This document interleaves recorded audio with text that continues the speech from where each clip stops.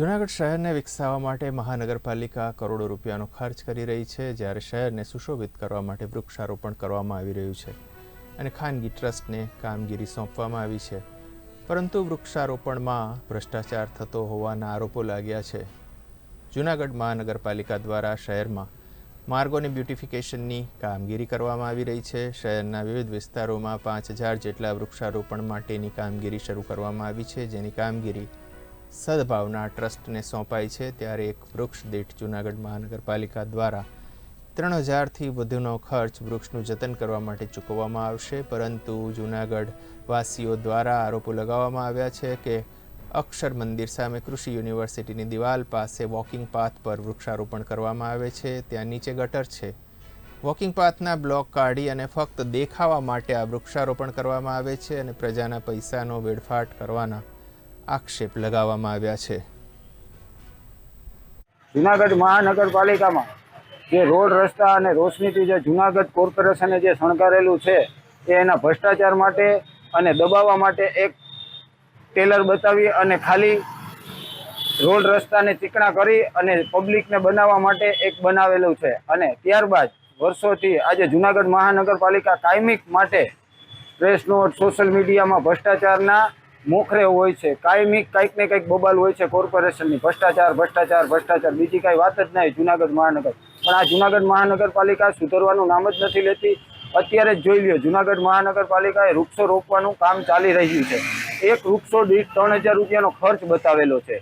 એવા 5000 વૃક્ષો છે તો કરોડો રૂપિયાનું આ કૌભાંડ છે. એ કૌભાંડ સામે જોવા માટે તમે જોઈ લ્યો કે પેલી બિલનાથ મંદિરની સામેની લાઈનમાં જે વૃક્ષો વાવેલા છે ત્યાં 3-3 ફૂટ ખાડા ખોદેલા છે.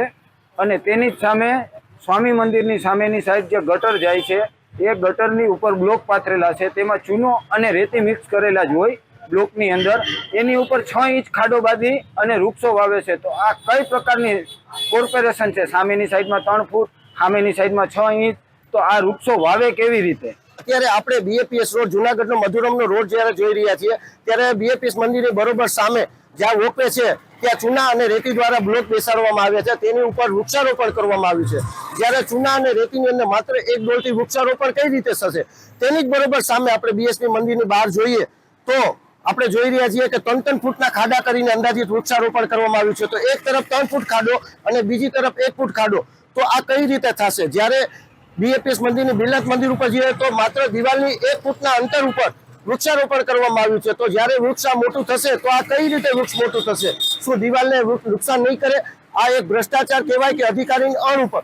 જ્યારે આપણે બીએપીએસ મંદિરની સામે જોઈએ છીએ તો વોકવે ગટર ઉપર બનાવેલું આવ્યું છે. તો ગટર ઉપર વૃક્ષારોપણ કઈ રીતે થશે? જૂનાગઢની અંદર આવા 5000 વૃક્ષો વાવવામાં આવ્યા છે સદભાવના ટ્રસ્ટ. તો 1000 વૃક્ષ પાછળ 3000 જૂનાગઢ મહાનગરપાલિકા ખર્ચ કરે છે, 3000 રૂપિયા. અમે દરરોજ અહીં વોકિંગ કરવા નીકળીએ ત્યારે અમને વિચાર આવ્યો કે આ જૂનાગઢના જે રોડ ડેવલપમેન્ટનું કામ ચાલે છે, સરસ કામગીરી હાલે છે, બરોબર. ઝાડવા ડેકોરેટ કર્યા, આજુબાજુનું દબાણ હટાવ્યું છે, ઘણું બધું કર્યું છે અને વૃક્ષો વાવે છે બધા. તો એ બહુ પ્રશંસનીય કામગીરી છે. પણ આ જે જૂનાગઢમાં સ્વામિનારાયણ મંદિરની સામે જે ગટર ઉપર વૃક્ષો આવ્યા છે, હવે એ કઈ રીતની ટેકનોલોજી છે એ મગજમાં ઉતરતી નથી, બરોબર. કારણ કે વર્ષો જૂની ગટર છે, એની ઉપર પેવર બ્લોક નાખેલા છે અને ઢાંકણા ટાઈપની છે. હવે એમાં 1-1.5 ફૂટ ખાડો ખોદી અને વૃક્ષ વાવી દીધા. તો એ વૃક્ષનું ભવિષ્ય શું અને ગટરનું ભવિષ્ય શું, આ નથી સમજાતું, બરોબર. સાથે વૃક્ષોનું પ્લાન્ટેશન છે એ પણ કરવાનું શરૂ કરવામાં આવેલું છે. લગભગ 5000 વૃક્ષો વાવવા માટેનો અમે એમઓયુ સદભાવના ટ્રસ્ટ જે લગભગ બધા જાણે છે એમની સાથે કરવામાં આવેલું છે, જે વૃક્ષો વાવી અને 3 વર્ષ સુધી એમનું મેન્ટેનન્સ કરશે. એ કામગીરી હાલમાં શરૂ કરવામાં આવેલી છે. સફાઈ બાબતે પણ હાલમાં રાત્રિ સફાઈ કરવામાં આવે છે, દિવસે પણ રેગ્યુલર સફાઈ કરવામાં આવે છે. આપના માધ્યમથી હું લોકોને એ પણ જણાવવા માગું છું કે સફાઈમાં પણ કોર્પોરેશનને સહકાર આપે. આવતા સમયમાં સ્વચ્છતા સર્વેક્ષણ પણ શરૂ થશે, તો એમાં પણ આપણું શહેર છે એ બધાની વચ્ચે સ્વચ્છતા જળવાઈ રહે એવી આપ સૌને અપીલ પણ છે. ખરેખર અમે પણ તપાસ કરી છે. જે અત્યારે જાણવા એવું મળ્યું છે કે જે અહીંયા વોકવે છે ને તેની નીચે ગટર નથી, ત્યાંથી દૂર ગટર છે. અને જે દિવાલની બાજુમાં, એટલે આ જે સાઈડમાં વૃક્ષો આપણે જે વાવીએ છીએ ને દિવાલને નુકસાન ન થાય એ પ્રમાણે જે અમારે એજન્સી કામ કરે છે સદભાવના ટ્રસ્ટ, એની સાથે પણ વાત થઈ છે. એણે એવા વૃક્ષો વાવેલા છે કે જે જેની દિવાલને કાંઈ નુકસાન ન જાય અને એવા જ પ્રયત્નો રહેશે. લોકોને સારી સુવિધા આપવાનો એક શુભ હેતુ છે, એમાં કોઈને નુકસાની થાય એવો કોઈ મહાનગરપાલિકાનો હેતુ. મહાનગરપાલિકાને દ્વારા કુલ 5000 વૃક્ષો વાવવાનું આયોજન છે. એમાંથી અત્યાર સુધીમાં લગભગ 1200 વૃક્ષ વાવવામાં આવેલો છે. મહાનગરપાલિકાને એમાં દરેક વૃક્ષ દીઠ 2 થી 3000 રૂપિયા જેવું ચૂકવવાનું થશે, પણ તેની સાથે 3 વર્ષનું મેન્ટેનન્સ, 3 વર્ષમાં કદાચ જો કોઈ પણ વૃક્ષ છે એ બળી જાય અથવા તો ફેલ થાય તો ફરીથી એને વાવવાનું છે અને એને ઉજેરવાની જવાબદારી 3 વર્ષ સુધીની સંસ્થાની છે.